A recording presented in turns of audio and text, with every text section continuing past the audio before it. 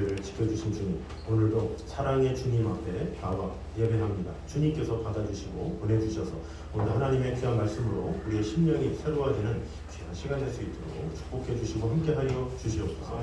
예수님의 이름으로 기도드립니다. 아멘.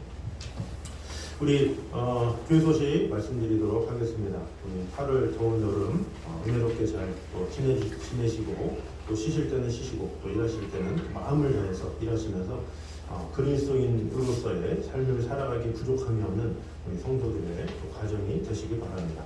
오늘 예배 후에는 재직회가 있겠습니다. 그리고 성경 필사 노트는 다음 주일까지 제출해 주시면 감사하겠습니다. 그리고 제자훈련이 지금 한 중반쯤 나가고 있는데 열심을 다해서 끝까지 최선을 다해서 임해 주시면 감사하겠습니다. 자, 우리 옆 사람과 한번 인사하도록 하겠습니다. 우리 더운 여름 주님과 함께 동행합시다. 시작. 아멘. 자, 우리 오늘 이 시간에는 십계명 10번째입니다. 10번째인데 이제 5계명이죠. 우리 하나 둘 셋, 하나 둘 3 4 5 이렇게 5까지 한번 해보겠습니다. 자, 하나, 둘, 3, 4, 5. 아멘. 자, 그래서 오늘은 오직 내 부모를 공경하라 이것에 대해서 말씀을 나누도록 하겠습니다. 사실 이렇게 어버이날에 특별히 이렇게 1년에 한 번 이렇게 하잖아요. 그런데 특별히 십계명 안에 있어서 어버이날 했으니까 지나갑시다 이렇게 하려고 했는데 또 이게 성경을 묵상하고 또 이렇게 하다 보니까 참 또 이 십계명 안에 또 주시는 은혜들이 있구나 이런 생각이 들어서 오늘 또 내 부모를 공경하라는 제목으로 은혜를 나누도록 하겠습니다. 내 부모를 공경하라 이것은 이 5계명 이 순서 중에 이 대신관계, 하나님과의 관계가 1부터 4계명, 그리고 대인관계, 사람과 사람과의 관계가 5에서 10계명인데 그 첫 계명이 부모를 공경하라 이것에서 시작한다라는 것은 무엇입니까? 사람과 사람 사이에 지켜야 할 계명 중에 가장 으뜸이 부모 공경이다 이렇게 말하는 것이죠. 그래서 또한 이 불효의 죄는 사람과 사람 사이에 짓는 모든 죄의 근원이 된다 이렇게 볼 수가 있죠.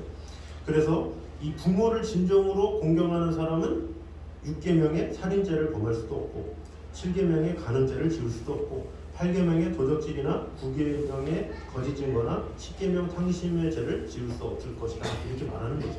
그러니까 부모를 온전히 공경하는 사람은 이 뒤에 계명은 말할 것도 없다. 그러니까 부모를 최우선으로 공경해라 이 말이라고 볼 수가 있습니다. 자, 그래서 이 바꿔 말하면 이 불효 이것은 살인죄보다 크고 간음죄보다 크고 도적질보다 크고 거짓 증거나 탐심의 죄보다는 크다 이렇게 이해하면 되겠죠. 자, 그래서 구약 성경에는 불효에 대해서 아주 엄벌을 가했습니다. 우리 출애굽기 21장 15절 우리 한번 읽어보겠습니다. 시작. 어머니를 치는 자 반드시 죽여라 이렇게 말을 하고 있죠. 17절 시작. 자기의 아버지나 어머니를 저주하는 자는 반드시 죽일지니라. 칠 뿐만 아니라 저주하기만 해도 죽여라 이렇게 이야기를 하고 있습니다. 잠언 30장 17절 시작. 싫어하는 자의 눈은 골짜기에 까마귀에게 쪼이고 독수리 새끼에게 먹히리라. 아주 저주스러운 말이죠. 아비를 조롱하고 어미 순종하기를 싫어하는 자의 눈은 골짜기에 까마귀에게 쪼이고 독수리 새끼에게 먹히리라. 얼마나 잔인합니까? 독수리도 아니고 독수리 새끼. 독수리 새끼가 와서 눈을 찔 정도로 이렇게 불효하는 자에게 이런 벌이 임한다 이렇게 이야기하고 있죠. 그러면 우리는 어떻게 해야 되느냐? 이 10계명 중에 5계명 이 부모 공경에 대해서 두 가지를 한번 보도록 하겠습니다. 읽어보겠습니다. 시작. 우리는 부모를 온전히 순종해야 한다. 자, 우리 다음 세대 한번 해보겠습니다. 1번 시작. 우리는 온전히 순종해야 된다 그랬어요. 자, 골로새서 3장 20절 우리 큰 목소리로 같이 한번 읽도록 하겠습니다. 시작.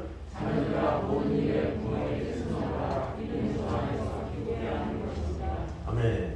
자, 이거 보니까 자녀들아 모든 일에 부모에게 순종하라 이렇게 얘기를 하고 있죠. 이 순종하라 이것은 헬라어로 슈파쿠오 이렇게 돼요. 슈파쿠오. 그래서 뭐냐면 이 뜻은 아래에서 듣다 철저하게 순종하다 이런 뜻이에요. 그래서 이 골로새서 말씀 중에 남편에게 복종하라 이렇게 나오는데 복종은 더 세고 순종은 약한 거 아니냐 할 수 있는데 이 복종하다는 이 헬라어로 휘포타소라고 해서 이 휘포타소라고 말하는 남편에게 복종하라는 말보다 더 강한 의미가 부모에게 순종하라 이 말이에요. 그러니까 남편에게 복종하라 이것도 중요한 말씀이지만 그 당시 때 그 골로새서 말씀 안에서 그런데 그거보다 더 높은 개념은 부모에게 순종하라 이것이 훨씬 더 강하다라는 것을 볼 수가 있죠. 자, 그래서 이 말 뜻은 뭐냐면 자세하게 풀어보면 무제한적이고 지속적으로 부모님을 공경하라 이런 뜻이에요. 그래서 젊을 때는 또 힘이 있을 때는 순종하다가 힘이 없어지면 점점 못하는 경우가 많잖아요. 부모님이 힘이 있을 때는 순종 잘하잖아요. 부모님 힘이 있으니까 무서워서. 그런데 부모님이 힘이 빠지면 점점 엄마 아빠 힘도 없는데 하면서 이렇게 나도 모르게 순종의 어떤 에너지나 이런 것이 줄어드는 것이 우리의 현실이라는 거죠. 그런데 여기 성경에서 뭐라 그러니까 모든 일에 무제한적으로 끝까지 순종해라 이렇게 얘기를 하고 있죠. 부모님이 힘이 빠진다 할지라도 그럼에도 불구하고 순종하라 이것이 바로 성경의 말씀입니다. 그래서 우리 믿는 그리스도인들은 무슨 일이든지 세상의 사람들보다 더 쇼를 다하고 더 마음을 다해야 되겠죠. 그래서 이 세상에서도 되게 높은 수준을 가지고 쇼를 이야기해요. 그 중에 높은 수준의 쇼가 어디에 있는가 제가 보니까 명심보감에 그 22번째 나오는 팔방가가 있어요. 이게 뭐냐면 700년 전에 지금으로부터 이 고려 충렬왕 때에 문신이었던 추적이라는 사람이 이 국학 학생들의 이제 심성 수양의 교재로 삼기 위해서 이 중국 고전에 나온 선현들의 이 명구들을 금원 명구들을 이제 수집해서 이제 편집해서 만든 책이에요. 그래서 이것을 보면 와 이렇게 입이 벌려져요. 그 중에 제가 한 3가지가 좀 마음에 더 와닿아서 한번 뽑아봤습니다. 여기 보면 8방가에 나온 내용입니다. 이거 좋은 내용이니까 한번 읽어보도록 하겠습니다. 저 우리 다음 살에 한번 읽어보겠습니다. 같이 시작. 아이들은 다 같이 시작. 아이들은 천만의 말을 지켜도 듣지 사랑하지 않고 부모는 한 번만 말해도 잔소리가 나가나니 이것이 잔소리가 아니라 걱정이다. 늙도록 지내온 경험으로 일깨우는 것이니 그대는 늙은이의 말을 공경하여 다르고 시시하여 영원하다. 네, 자 아이들은 천마디 말을 지키러도 듣기 싫다 하지 않고 너무 이쁘고 막 좋을 때는 뭐를 해도 좋잖아요. 이럴 때가 있잖아요. 근데 부모는 한 번 말해도 잔소리가 많다 이렇게 말을 한다는 거죠. 이것이 잔소리가 아니라 걱정이다. 그래서 늙도록 지내온 경험으로 일깨우는 것입니다. 그대는 늙은이의 말을 공경하여 받들고 시비하며 다물하지 말라. 이렇게 8방가에 이렇게 말하는 거예요. 이거 끝나고 아멘 하시면 안 되고 우선은 8방가에 나오는 내용입니다. 자, 그 다음에 읽어보겠습니다. 시작. 아이의 오줌똥은 싫지 않은데 늙은 부모의 침 뱉는 것은 싫어하니 여섯자 내 몸이 부모의 정열로 이룩된 것이 아니냐. 부모는 젊어서 너를 위하여 애쓰다가 이제 늙고 시들었다. 그러니 부모를 위하여 잘 대접하라. 자, 아이의 오줌똥은 싫지 않은데 닦아줘 그러면 다 닦아주고 막 그러는데 그 부모의 침은 그렇게 싫어한다라는 거죠. 그런데 여섯자 내 몸이 부모의 정열로 이룩된 것인데 너를 위해서 헌신하다가 이제 시들었는데 너는 왜 부모를 위해서 이러냐 이렇게 말을 하는 거죠. 자, 3번째입니다. 같이 한번 읽겠습니다. 시작. 부모는 두 분이나 형제들이 안 모신다고 서로 다투며 밀고 아이는 열이라도 모두 자기 혼자 만드니라. 아이는 배불러도 배고픈가 늘 묻고 부모는 배고프고 추워도 걱정하지 않는다. 그대는 힘을 다하여 부모를 공양하라. 그대의 먹고 입는 것이 당초 부모의 것이니라. 자, 그죠. 서로 안 모시려고 그냥 다투고 밀고 부모를 모셔라 그러는. 그런데 또 아이들은 또 10명이든 30명이든 내가 하겠다고 키우겠다고 한다는 거죠. 그래서 아이는 배불러도 또 배고프냐 간식해주는 것이 부모의 마음이에요. 또 부모님이 춥고 떨면 뭐 걱정하지도 않고 이런 모습을 이제 보여주고 있는 것이죠. 그래서 그대는 힘을 다하여 부모를 봉양하라 이렇게 이야기를 하고 있습니다. 이 틀린 말이 없지 않습니까? 이 700여 년 전의 내용인데도 우리에게 경종을 울리는 내용이라고 볼 수가 있죠. 근데 이런 세상의 책에서도 소를 요구하는데 이 하물며 우리 믿는 사람에게는 당연한 것이겠죠. 그래서 이 하나님의 백성은 당연한데 이 성경에서도 말세에 이런 일이 있다 이렇게 말씀하고 있어요. 말세에 일어날 일. 디모데후서 3장 1, 2절 한번 읽겠습니다. 시작. 너는 이것을 알라. 말세에 고통하는 때가 이르러 사람들이 자기를 사랑하며 돈을 사랑하며 자랑하며 교만하며 비방하며 부모를 거역하며 감사하지 아니하며 거룩하지 아니하며. 자, 그렇죠. 말세에 고통하는 때가 이른다. 그러면서 이 사람들의 모습이 딱 바로 나와 있어요. 자기를 사랑하고, 그죠? 이 세상 지금 자기를 사랑하죠. 너무 사랑해. 그리고 돈을 사랑해. 너무나도 사랑하죠. 또 자랑하기 좋아하고, 교만해가지고, 또 비방하기 좋아하고, 또 여기 뭐라고 그래요? 부모를 거역하며. 그죠? 이 말세에 이 시대에 나타나는 현상은 항상 이 부모를 거역하는 거예요. 그래서 이 말세에 가장 나타나는 그 뚜렷한 것 중에 하나가 바로 부모를 거역하는 그런 모습이다라는 거죠. 그리고 감사하지도 않고 거룩하지도 않고 이런 모습이 있다라는 거죠. 그래서 얼마나 많은 사람들이 부모를 거역하고 이렇게 살아가고 있습니까? 그래서 내가 지금 부모를 향한 마음이 혹시 말세의 모습은 아닌가 한번 돌아볼 필요가 있다는 거죠. 그래서 자신을 잘 돌아보면서 부모님을 전심으로 사랑하는 저 여러분 되시기를 주님의 이름으로 축원합니다. 자, 두 번째입니다. 같이 한번 읽겠습니다. 시작. 진실된 소를 해야 한다. 자, 소를 행함에 있어서 전제되어야 할 것이 있습니다. 자, 십계명 순위에서도 하나님께 대한 계명이 앞서듯이 하나님께 지성과 마음을 다할 때 육신의 부모님께도 진실되게 효도할 수가 있어요. 그러니까 전제가 하나님을 사랑하면 하나님의 사랑이 우선이고 그 사랑의 그 근거로 부모와 그 이웃들을 이제 사랑해야 된다. 이것이 성경에서 말하는 것이죠. 그래서 하나님께는 예배하는데 하나님의 마음과 상관없이 하는 경우가 상당히 많이 있죠. 노력은 노력대로 하고 혼나기만 하면 소용이 없다는 거죠. 그래서 이 하나님에 대한 것도 마찬가지예요.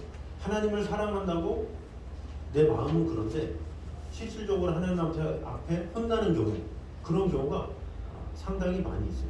소도 그렇잖아요. 나는 소라고 생각했는데 알고 보니까 소가 아닌 경우가 있다는 거죠. 자, 그러면 먼저 예를 한번 들어보도록 하겠습니다. 하나님 앞에 온전한 예배라고 생각했는데 하나님 앞에 혼나는 경우, 그 예가 바로 이 바리새인을 보면 알 수가 있어요. 자, 바리새인을 설명하기 위해서는 이 바리새인에 대해서 좀 이해를 우리가 알 필요가 있습니다. 제가 이 이스라엘의 역사를 좀 갖고 왔는데 여기 보면 이스라엘의 역사에 여기에 이제 창조 시대, 족장 시대 이렇게 해가지고 출애굽 광야 시대 있었고 이 정복 시대, 사사 시대에 있다가 분열 왕국 시대에서 이스라엘이 유대와 이스라엘로 갈라졌어요. 그러면서 요 포로 시대 전까지는 어떤 시대였냐면 이 왕이 없는 시대 이렇게 볼 수가 있어요. 그래서 이런 사회에서 이 제사장과 같은 이 사제 계급 이런 사람들은 손꼽히는 귀족 계급이라고 이제 볼 수가 있어요. 그래서 그 중에서도 이제 대제사장 이런 사람들은 이 하나님으로부터 정권을 위임받은 자다. 또 종신직이고 또 세습직이었다 이렇게 볼 수가 있어요. 자, 그래서 이 포로기 귀환 시대 이 전까지는 항상 누가 가장 위에 있었냐? 제사장, 대제사장 이런 사람들이 항상 최고 위치에 있는 사람들이었다라는 거죠. 그래서 이 사람들은 이 개인의 실력보다는 혈통을 중심으로 하는 그런 사람들이었다라고 이제 볼 수가 있어요. 그러니까 이 당시 때 왕들도 어떻게 돼요? 세습으로 일어나듯이 제사장들도 세습으로 이렇게 이루어지는 거예요. 그런데 시간이 지나서 이제 중간 시대가 오죠. 중간 시대, 예수 시대 이렇게 오는데 바로 이 중간 시대 말경 이때부터 시작된 게 바로 뭐냐면 율법학자 이렇게 이런 말이 시작됐어요. 이것은 일단의 계급 이런 율법학자라는 계급으로 인해서 대제사장의 어떤 역할이 축소되기 시작한 그 시대라고 이제 볼 수가 있어요. 그래서 이 과거의 상층 계급 이것이 이제 제사장 계급이잖아요. 그들과 신흥 상층 계급 이것이 바로 율법학자들인데 이들이 서로 최고의 권력을 차지하기 위해서 불꽃 튀는 쟁탈전을 이제 벌이게 된 거죠. 그래서 그렇게 서로 쟁탈전을 하다가 나중에는 1세기 이후로는 추가 점점 바리새인 쪽으로 이렇게 기울어져요. 이 사람들의 힘이 더 세죠. 왜? 실력이 엄청 있거든요. 실력이. 그냥 혈통으로 그냥 왕이 된 사람하고 실력으로 왕이 된 사람하고 누가 이깁니까? 시간이 지나면 실력이 이기게 돼 있어요. 항상 실력이 중요하잖아요. 그런 면에서 이 율법학자들은 대단한 사람들이었다 이렇게 볼 수가 있죠. 그래서 율법학자들의 이제 대다수는 이 명문 사제 계급에 속한 사람들이기보다는 가난한 평민들이 상당히 많았다는 거예요. 그래서 신분 이동이 자유롭지 않았던 시대이기 때문에 내가 율법학자가 돼야 되겠다 이렇게 마음을 먹고 이들이 열심히 마음을 다해서 이제 준비를 하는 거죠. 그래서 상류 사회로 진출할 수 있는 유일한 길이 그거기 때문에 이 사람들이 율법학자를 하기 위해서 열심을 다해서 준비를 한 거죠. 그래서 이 사람들은 여러 가지 이 각자의 직업이 있었고 각자의 상황이 있었지만 뭔가 자신의 새로운 꿈을 꾸고 이제 율법학자로서 이제 길을 걷기 위해서 많은 준비를 하고 목숨을 다해서 모든 것을 내어놓고 하는 사람들이었다 이렇게 보면 되겠습니다. 이것을 좀 예를 들면 조선의 과거급제의 상황하고 볼 수가 있습니다. 이제 이것은 바리새인들이고 이 조선 시대 보면 이 과거급제 과거에 이 조선 시대에 이 고려 시대 때부터 시작됐는데 과거 시험이 있었죠. 이제 과거 시험에 하기 위해서 시험을 보는데 보통 어려운 게 아니에요. 제가 이게 보니까 뭐 이렇게 그때마다 다르긴 했지만 어떤 경우는 3년에 한 번 시험을 치렀어요. 그러니까 3년에 한 번 치러서 과거에 급제하기가 보통 쉬운 게 아니죠. 그래서 이곳에 급제한다 그러면 막 10년, 20년 이런 거 기본이고 85세 때에 막 과거 급제되는 경우가 있어요. 85세 때에 급제가 되는데 다음 해에 벼슬 받고 그 다음에 늙어서 죽고 이런 경우도 있어요. 그러니까 그 정도로 평생을 마음을 바쳐서 과거 급제해도 이렇게 또 나이가 들어서 이제 죽게 되는 그런 경우가 있죠. 그만큼 과거 급제가 어려웠어요. 그런데 이 과거 급제를 해서 신분이 올라간 것과 율법학자의 차이는 있어요. 그 차이가 뭐냐면 과거 급제는 양반 이상만 응시를 할 수가 있어요. 그러니까 헌법적으로 보면 누구나 다 할 수 있다 말은 하지만 일반의 양민들은 할 수가 없어. 왜? 재정적으로 지원이 돼야 되고, 그죠?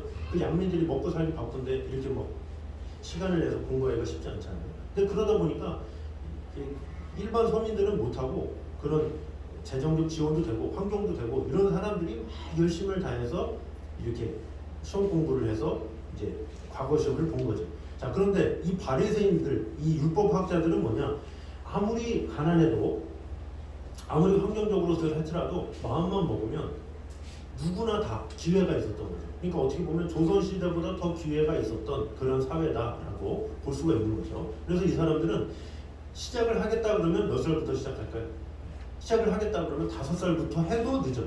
그 정도로 어려워. 그러니까 부모가 아예 마음을 내서 내가 이 아이를 율법학자로 키우겠다 이렇게 마음을 먹어야죠. 그러니까 자신이 워낙 이 세상에서 서름을 많이 받았어, 괴로움을 많이 받았어, 무시를 많이 당했어. 내 자식만은 내가 제대로 한번 키워보겠다 해가지고 오늘날에 막 조기 교육 시키잖아요. 그러듯이 율법학자를 시키는 거야. 그래서 한 4살, 5살 때부터 성경을 외우게, 달달달달달달달 암송하게. 그 암송도 뭐 그냥 우리가 그냥 뭐 제자 훈련하듯이 일주일에 한 구절 하고 이런 게 아니라 모세오경 전체를 다 시부려로 다 외우고 이런 걸 시키는 거예요. 그래서 이 어마어마한 거를 이제 시켜가지고 결국에는 이 율법학자가 됐다? 그러면 그 명망이나 이런 권위는 엄청나지는 거예요. 왜? 그만큼 어렵고 아무나 할 수 없는 그런 것이기 때문에 그래요. 그래서 이 개천에서 용난다라는 게 사실 여기서 나올 수 있는 말이에요. 그러니까 우리나라의 과거 제도로는 할 수가 없어요. 왜? 거기는 거의 양반 그쪽에서 난 거니까 개천이 아니잖아요. 근데 이것은 정말로 개천이야. 완전 평민이요. 아무것도 없는데 나쁜 팔이었는데 열심히 마음을 다해서 오직 실력으로만 얻는 것이 율법학자인 거죠. 그러니까 사람들이 칭송을 하는 것이라고 이제 볼 수가 있어요. 그래서 사도 바울도 마찬가지죠. 길리기아 다소에서 예루살렘으로 유학 온 디아스포라 유대인이라고 볼 수가 있어요. 그래서 이 사도 바울도 그 당시 때 위대한 스승이 누구냐면 가말리엘이라는 사람의 제자가 되기 위해서 사람들이 왜냐 위대한 스승을 만나야 좋은 가르침을 받잖아요. 그래서 율법학자가 되기 위해서 그 스승 밑에서 열심히 가르침을 받고 이렇게 하는 거예요. 우리가 알고 있는 그 허준도 열심히 그 명심보감을 동의보감을 그렇게 해서 배워가지고 했잖아요. 그래서 이런 그 당시 때 율법학자들도 마음을 다해서 열심을 다해서 그런 유명한 스승들을 찾아가서 이렇게 배워서 이렇게 자신이 율법학자가 된 것이라고 볼 수가 있죠. 그래서 이 예수님 당시의 예루살렘은 이 유대교 신학과 법학의 중심지였다 이런 것을 볼 수가 있어요. 자, 그 근거가 우리 사도행전 22장 3절입니다. 읽어보겠습니다. 시작.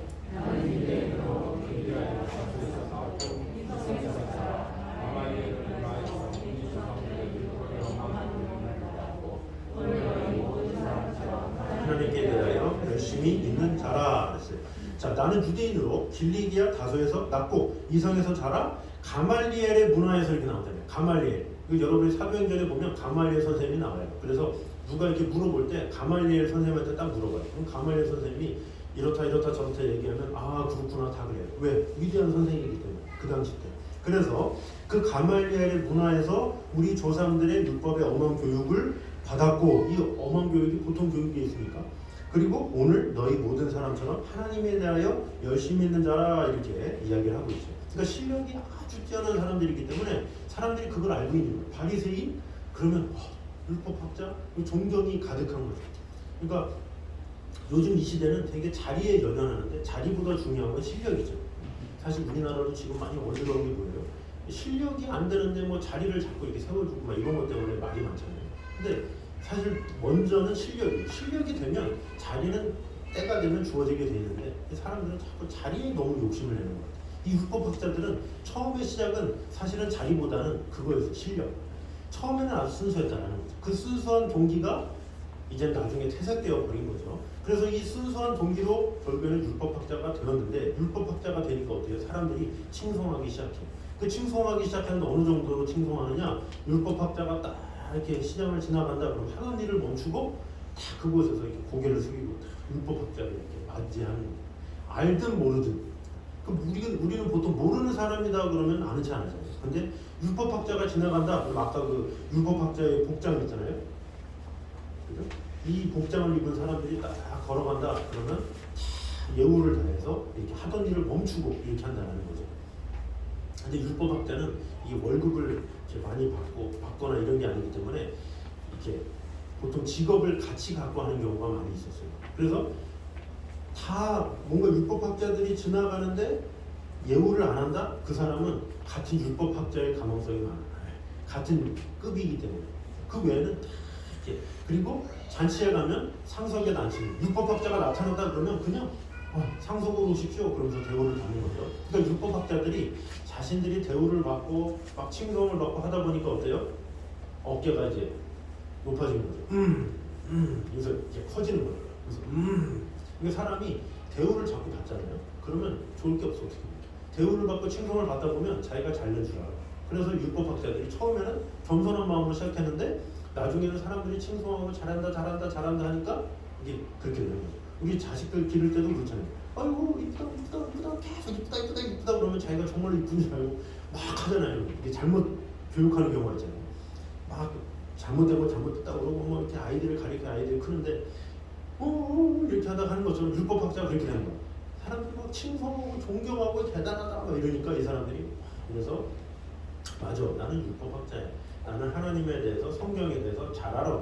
이런 탁월한 자신들이 완벽하다 이런 것에 대한 확신이 있었다라는 거죠. 그래서 이런 사람들이 어떻게 기도를 하겠습니까? 지금 율법학자가 되기 위해서는 성경을 엄청나게 열심히 연구하고 하나님에 대해서 그래도 알고 있는 사람들인데 그 사람들이 그 백성들에게 칭송을 받던 그 사람들이 어떻게 기도를 했냐? 그것이 누가복음 18장 1절입니다. 11, 12절 같이 한번 읽겠습니다. 시작.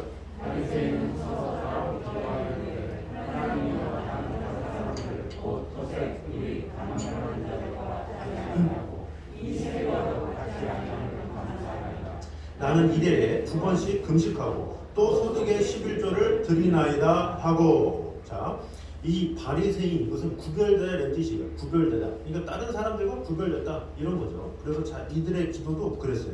하나님이여 나는 다른 사람들 곧 토색 불이 간음을 하는 자들과 같이 아니하고 이 세리와도 같이 아니함을 감사하나이다. 여기서 말하는 세리는 이 로마의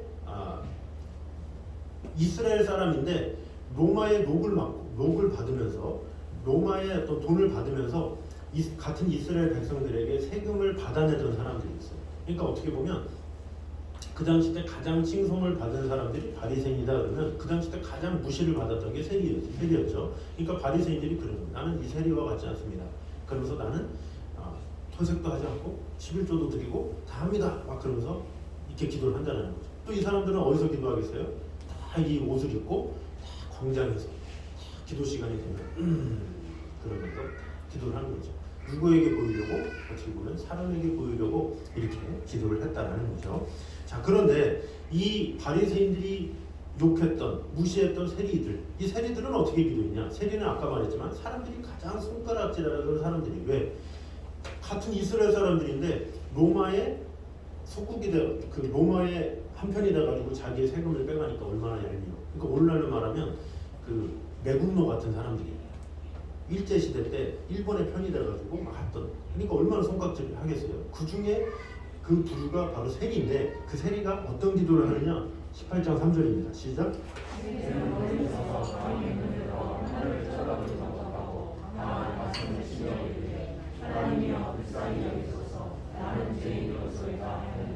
아멘. 자, 우리 다음 세대 한번 읽어보겠습니다. 우리 13절 크게 한번 시작.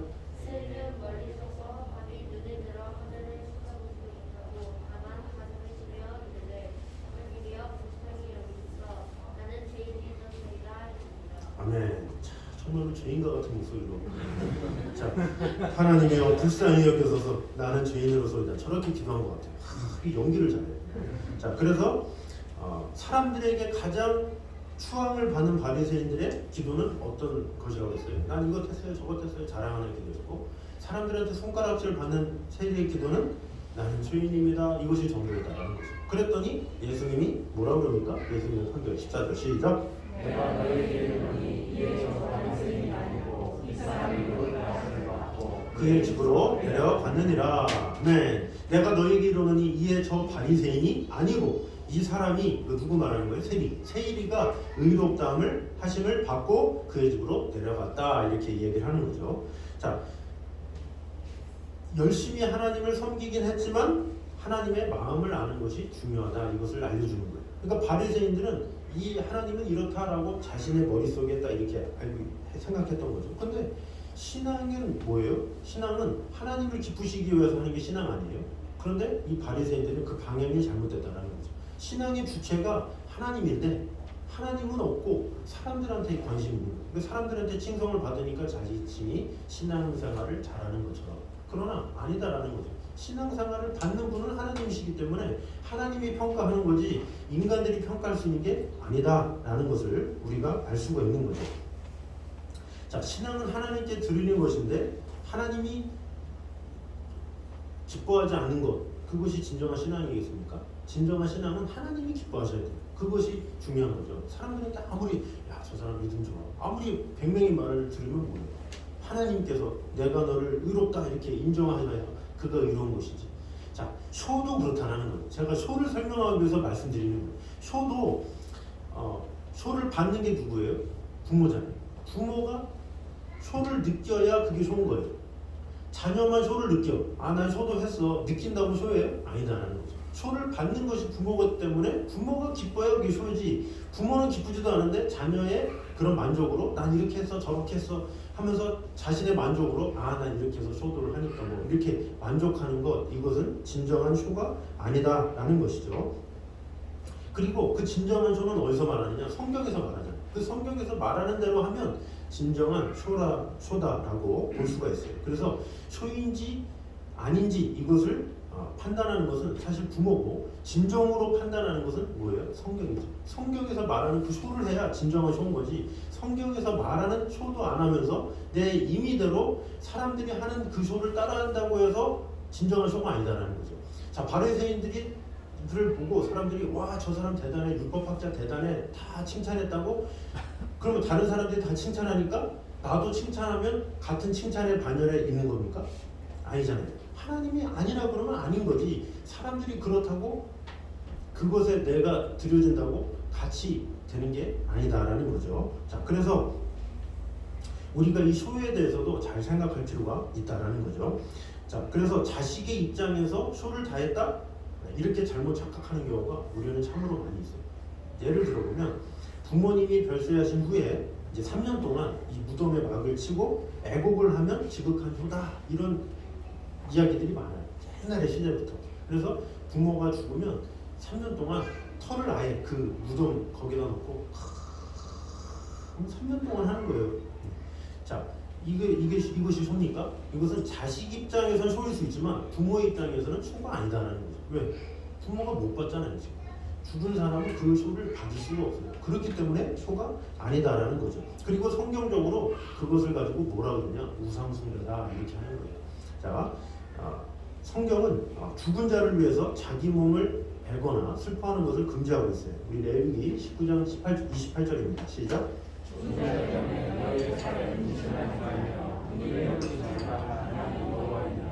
아멘. 자, 죽은 자 때문에 너희의 살에 문신을 하지 말고 문의를 놓지 말라. 나는 여호와니라 그랬어요.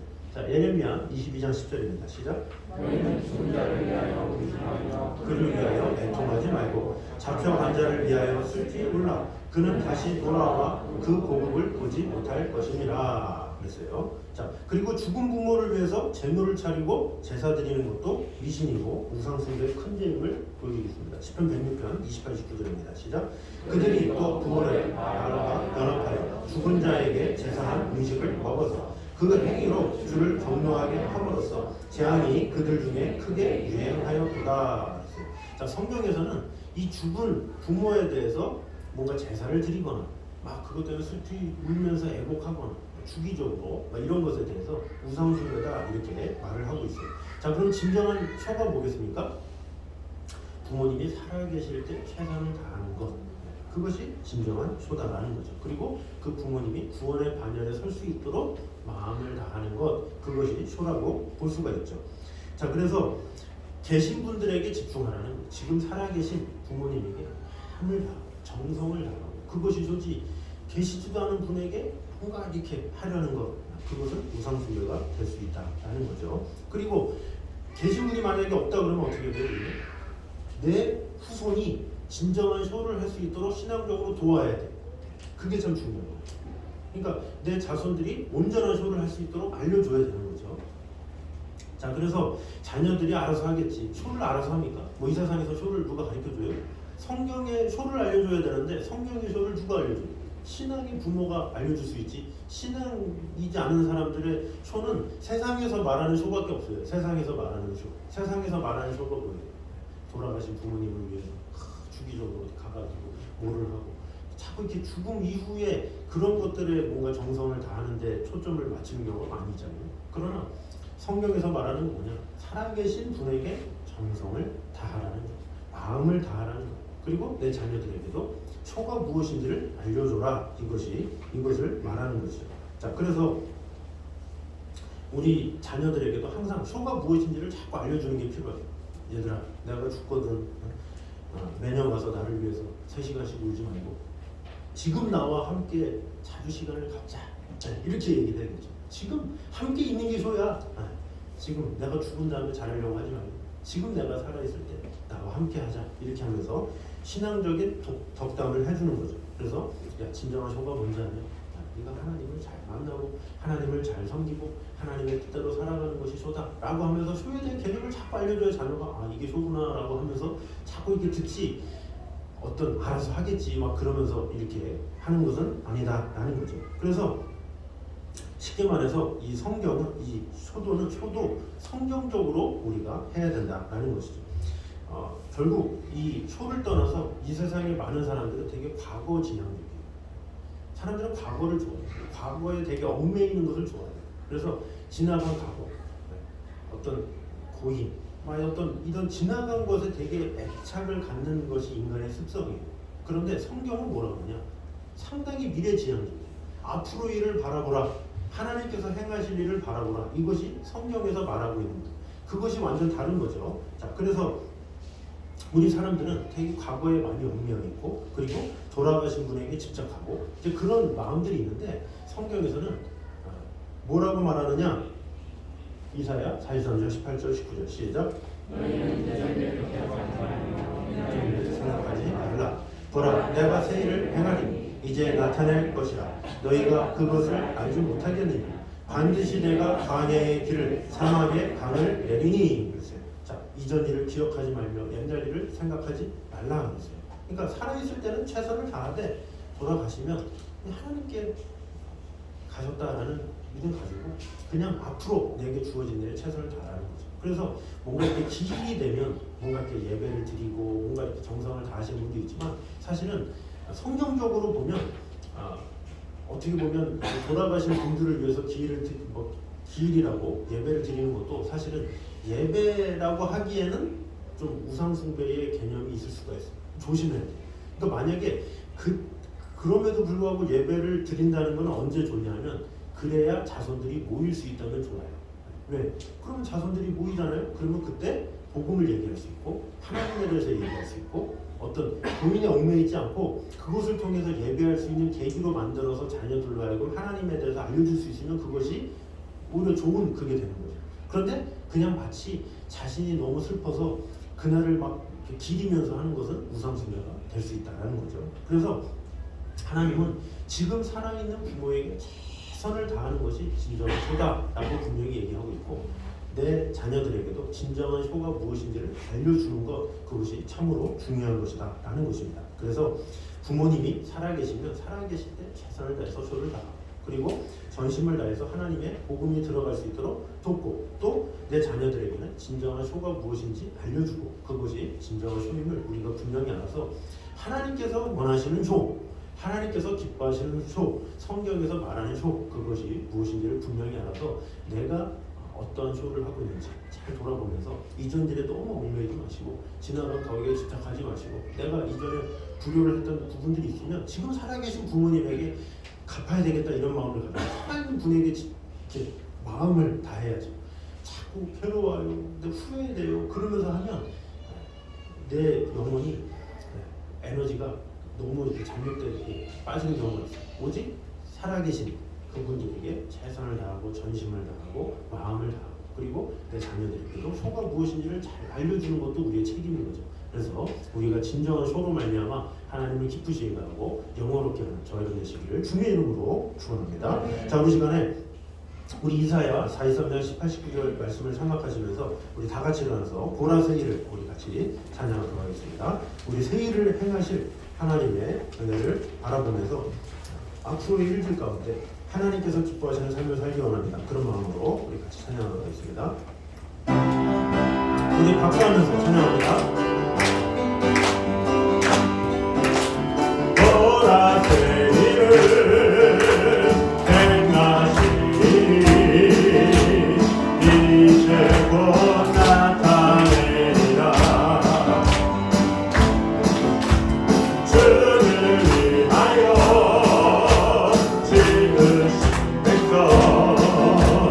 주의 찬송 그르게 되리. 한번 더 보라